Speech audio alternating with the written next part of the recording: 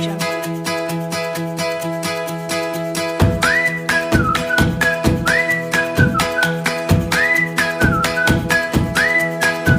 Jungle.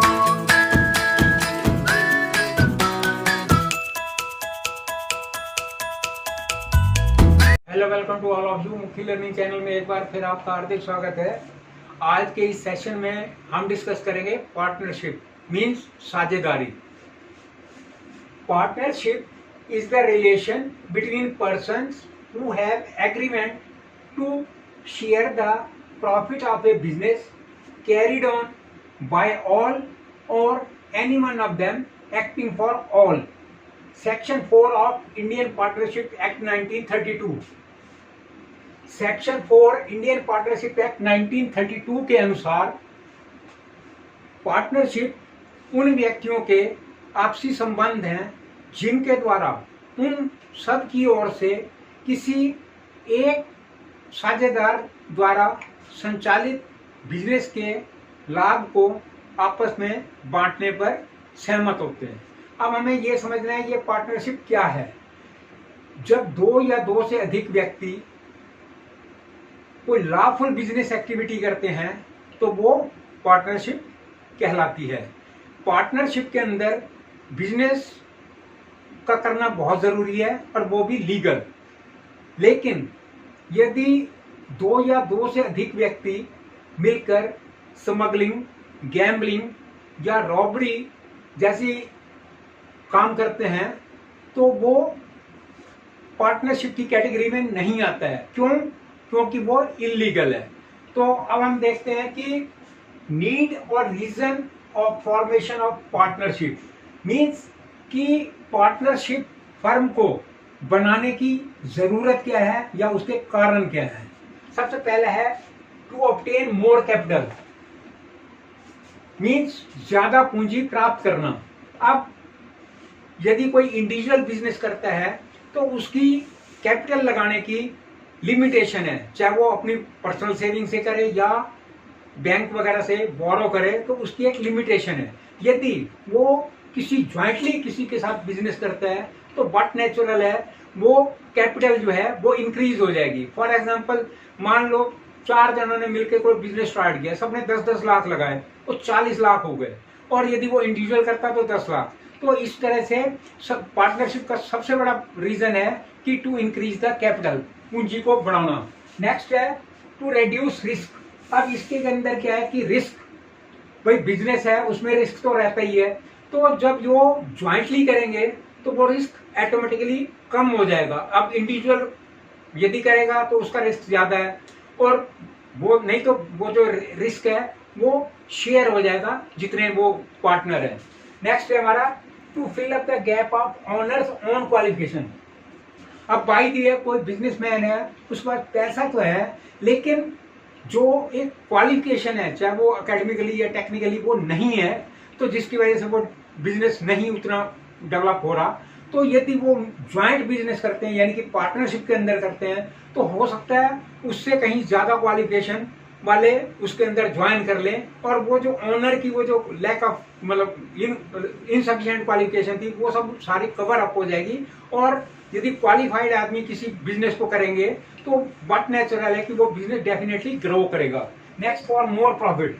अब जब हमारी कैपिटल इंक्रीज हो गई और उसके बाद क्वालिफाइड बंदों ने पार्टनरशिप कर ली तो बट नेचुरल है कि हमारा बिजनेस भी जो है सब्सिक्वेंटली एक्सपेंड होगा। और जब बिजनेस एक्सपेंड होगा तो हमें प्रॉफिट भी हमारा बढ़ जाएगा। नेक्स्ट है to appoint technically skilled person for the growth of the business. यानी कि बिजनेस की ग्रोथ के लिए टेक्निकली क्वालिफाइड पर्सन जो उनको अपॉइंट करना। अब बाई दी कोई इंडिविजुअल बिजनेस कर रहा है तो वो टेक्निकली स्टाफ को अपॉइंट नहीं कर सकता क्योंकि वो उसके जो खर्चे हैं वो नहीं बियर कर पाएगा। और यदि वो पार्टनरशिप फर्म है तो बट नेचुरल है वो उसके जो कॉस्टिंग करेगी वो उसको अफोर्ड कर पाएंगे। तो इसलिए to appoint technically skilled person for the growth of the business. Next है to run already developed business efficiently effectively. अब जो ऑलरेडी बिजनेस डेवलप्ड हो चुका है उसको अब उसको क्या है यदि उसकी फर्दर हम बेटरमेंट चाहते हैं और उसकी ग्रोथ चाहते हैं तो उसको एफिशिएंटली और इफेक्टिवली हमने कॉन्टिन्यूटी रखनी है ताकि वो बिजनेस और ग्रो करे। नेक्स्ट है हमारा to become a competitor in the similar product. अब सिमिलर प्रोडक्ट के अंदर कंपिटिटर बन के रहना है। अब बाय द वे एक फर्म एलईडी बना रही है, अब एलईडी की जो उसने अपनी इमेज मतलब नेम फेम कमा लिया है, तो अब उसी को कॉन्टिन्यूटी करने के लिए वो कम मार्केट के अंदर अपना quality as well as price वो यदि मेंटेन करता है तो वो कंपटीटर बन के रह सकता है और उसके सामने कोई नहीं स्टैंड कर पाएगा। इसलिए सिमिलर प्रोडक्ट के अंदर क्या करना है, कंपटीटर बन के रहना है। नेक्स्ट है हमारा फीचर ऑफ पार्टनरशिप, साझेदारी के लक्षण। सबसे फर्स्ट है membership. Section 11 of the companies act 1956, क्योंकि जो इंडियन पार्टनरशिप एक्ट 1932 है उसमें कोई मेंबरशिप की रिस्ट्रिक्शन नहीं दी गई है, लेकिन ये जो section 11 of the companies act 1956 वो ये कहता है कि मिनिमम दो मेंबर होने चाहिए और मैक्सिमम 20। और in case of financial institution, by the way कोई बैंकिंग वगैरह है या फाइनेंशियल इंस्टीट्यूशन कोई भी है तो उसके लिए ये सीलिंग जो है वो मैक्सिमम 10 नंबर की है। नेक्स्ट है हमारा section 464 of the companies act 2013 कि number of partnership not exceed, कि कोई भी पार्टनरशिप फर्म है तो उसके अंदर जो मैक्सिमम स्ट्रेंथ होगी वो 100 नंबर की है। लेकिन ये rule 10 of the companies miscellaneous rule 2014 इसमें अमेंडमेंट हो गई और ये लिमिट जो है 100 से उठाकर लिमिट रेड्यूस टू 50 नंबर। लेकिन ये लिमिट पहले 100 की थी उसको 50 कर दिया, लेकिन subject to limit prescribed in the rule. Next हमारा agreement, it can be oral or written. Agreement जो है पार्टनरशिप के अंदर वो जबानी भी हो सकता है, लिखित भी हो सकता है, लेकिन जो लिखित होगा वो कहलाएगा पार्टनरशिप डीड, उसको पार्टनरशिप डीड कहा जाएगा। अब नेक्स्ट है हमारा business. Partnership can be form to carry out lawful business. जो पार्टनरशिप बन सकती है वो लॉफुल बिजनेस यानी कि जो कानूनी मतलब जो वैध व्यापार है उसको करने के लिए। Joint smuggling, gambling, robbery must be considered. मान लो दो या दो से अधिक व्यक्ति मिलके स्मगलिंग करते हैं, गैम्बलिंग करते हैं या रॉबरी करते हैं तो वो पार्टनरशिप की कैटेगरी में नहीं कवर होगा। हमारा प्रॉफिट शेयरिंग, शेयर का profit in the ratio as specified in the agreement. In case no ratio mentioned the profit is divided equally among all the member. Means कि जो प्रॉफिट शेयरिंग होगी यानी कि पार्टनरशिप फर्म के अंदर जो लाभ होगा वो पार्टनर्स में कैसे बटेगा। यदि रेशो यानी कि जो एग्रीमेंट हुआ है उसके अंदर स्पेसिफिकली रेशो डिफाइन की गई है तो रेशो के हिसाब से, और यदि मान लो रेशो उसमें मेंशन नहीं की गई है एग्रीमेंट के अंदर, the profit is divided equally, तो वो फिर जितने भी पार्टनर्स हैं उनके मतलब जो प्रॉफिट होगा वो बराबर बटेगा। नेक्स्ट हमारी लायबिलिटी यानी कि दायित्व। The liability of all the member of the partnership firm is unlimited. जो पार्टनरशिप फर्म के जो वो है पार्टनर हैं उनकी जो लायबिलिटीज हैं वो अनलिमिटेड है। अनलिमिटेड मीन्स कैसे, the partners are individually collectively to pay the डेब्ट ऑफ द फर्म। जो फर्म का कर्जा होगा वो पार्टनर जो है इंडिविजुअली भी हैं और साथ साथ में कलेक्टिवली यानी कि मिलके भी, तो उन्होंने वो कर्जा चुकाना है। At the time of loss of the firm, यदि मान लो फर्म को लॉस हो जाता है तो if the assets are not sufficient to pay back the डेब्ट, और जो बाकी जो एसेट्स हैं यदि वो इनसफिशिएंट हैं टू जो वो पे करना है तो उस केस में क्या होगा, that can be recovered from the personal property of the partner. यानी कि वो पार्टनर की जो पर्सनल प्रॉपर्टी है उसमें से भी रिकवर कर लिया जाएगा। अब फॉर एग्जांपल एक पार्टनरशिप फर्म ने मान लो कोई किराने की दुकान खोली, अब उसके अंदर किसी वजह से वो जो दालें वाले या चीनी वो सब डैमेज हो गई। अब डैमेज होने के बाद वो कहते हैं यार हम इसको फर्म को ही बंद करते हैं। फर्म को बंद करते हैं तो जो लेफ्ट आउट, जो बाकी बचा हुआ सामान है, मान लो वो इनसफिशिएंट है जितना उन्होंने इन्वेस्ट किया था, तो जो बाकी का अमाउंट है, मान लो 10 लाख की इन्वेस्टमेंट की थी और जो बचे हुए असेट्स हैं वो केवल 6 लाख के हैं। अब जो 4 लाख रुपए रिकवर, मतलब कि जो लेफ्ट आउट अमाउंट है वो उनकी पर्सनल असेट्स में से रिकवर होगा जितने भी पार्टनर उस फर्म में होंगे। तो इसलिए इसको कहा गया है कि जो पार्टनर्स हैं उनकी लायबिलिटी जो है वो अनलिमिटेड है। नेक्स्ट है हमारा म्यूचुअल एजेंसी रिलेशनशिप, मीन्स कि आपसी संबंध, एजेंसी वाले इनके आपसी संबंध कैसे? Every partner is not only the owner of owner, कि जितने भी पार्टनर है वो केवल मालिक ही नहीं है, but also the agent of the firm, वो फर्म के एजेंट भी हैं, एंड अदर पार्टनर, और जो बाकी दूसरे पार्टनर हैं उनके एजेंट भी हैं, मतलब मालिक भी हैं, उसके साथ में फर्म के भी एजेंट हैं और दूसरे जो पार्टनर हैं उनके भी एजेंट हैं। Act of one partner is binding on other, किसी एक पार्टनर द्वारा काम किया हुआ दूसरे के लिए बाध्य है, वो उसको मानना पड़ेगा। Binding on other, any of them is acting on behalf of other, हर कोई काम कर रहा है दूसरे के बिहाफ पे, यानी कि ए ने किया तो ठीक, सी ने किया तो ठीक।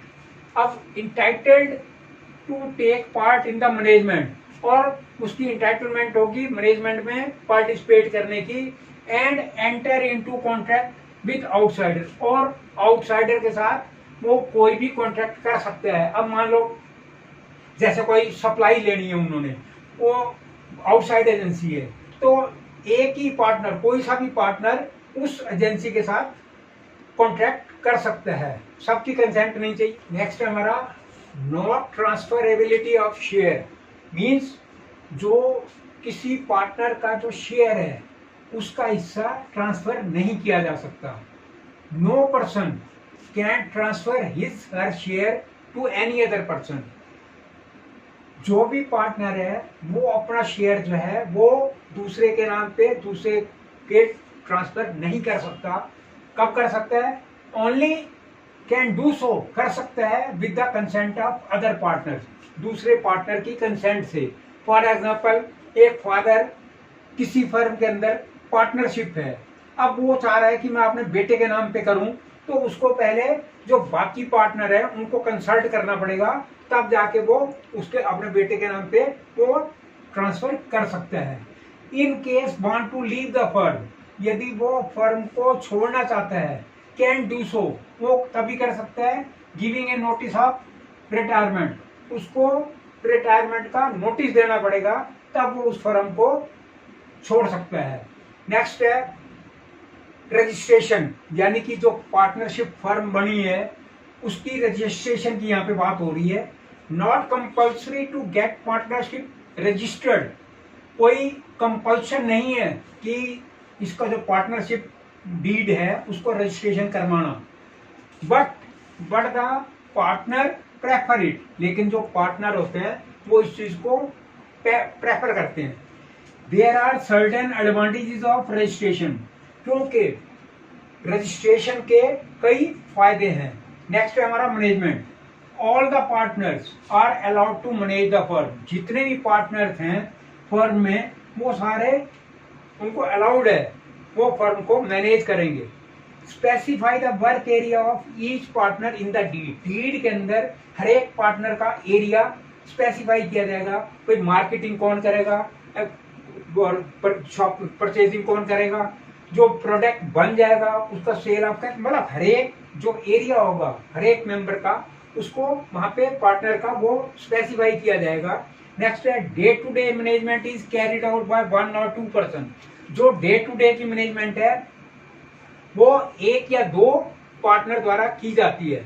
For crucial decision all the partner are consulted, यदि कोई क्रूशियल डिसीजन हो, फॉर एग्जांपल फर्म के अंदर आग लग गई या स्ट्राइक हो गई या किसी वजह से मतलब लॉस हो रहा है, तो उसके लिए क्योंकि वो ऐसे डिसीजन है कि क्या करना है, तो वो क्रूशियल डिसीजन है। क्रूशियल डिसीजन के अंदर सभी जितने भी पार्टनर है सबको कंसल्ट किया जाएगा। Time period, partnership firm continue till all the partner desire to, कि पार्टनरशिप फर्म जो है वो कॉन्टिन्यूटी में रह सकती है जब तक दूसरे पार्टनर ऐसा चाहें।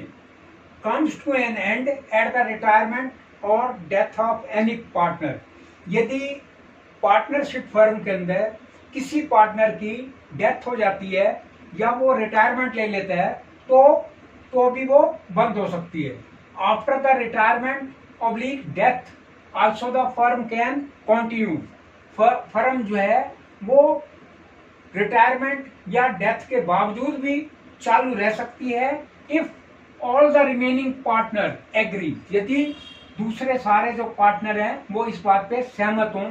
इन दैट केस, उस केस में क्या करना होगा, settle the claim of the outgoing partner. जो आउटगोइंग पार्टनर चाहे वो रिटायरमेंट की वजह से है या फिर डेथ की वजह से है, तो वो then continue with the business. वो उसका क्लेम जो भी उसका क्लेम बनता है उसको सेटल करने के बाद फिर वो अपने बिजनेस को कंटिन्यूटी में रख सकते हैं। अब जहां पे बात आई है टाइम पीरियड की, अब मान लो एक कॉन्ट्रैक्ट, एक ब्रिज बनना है। अब ब्रिज बनने में मान लो दो कॉन्ट्रैक्टर जो है आपस में मिल जाते हैं और ये डिसाइड करते हैं कि हम इस ब्रिज को बनाएंगे।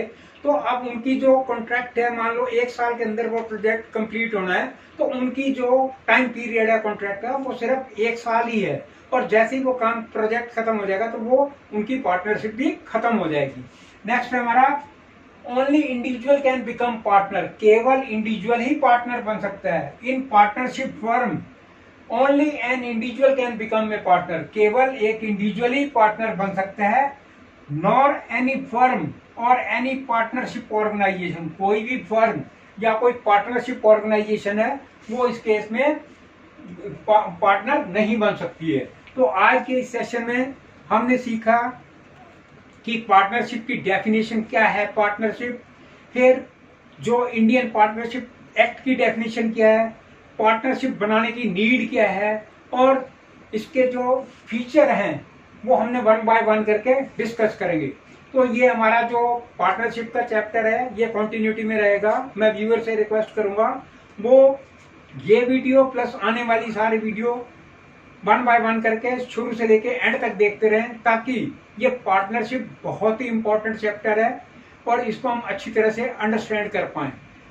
Lot of thanks for viewing. मैं व्यूअर से रिक्वेस्ट करूंगा मैक्सिमम सब्सक्राइब करें, शेयर करें, लाइक करें और कमेंट्स ऑफर करना ना भूलें। Lot of thanks.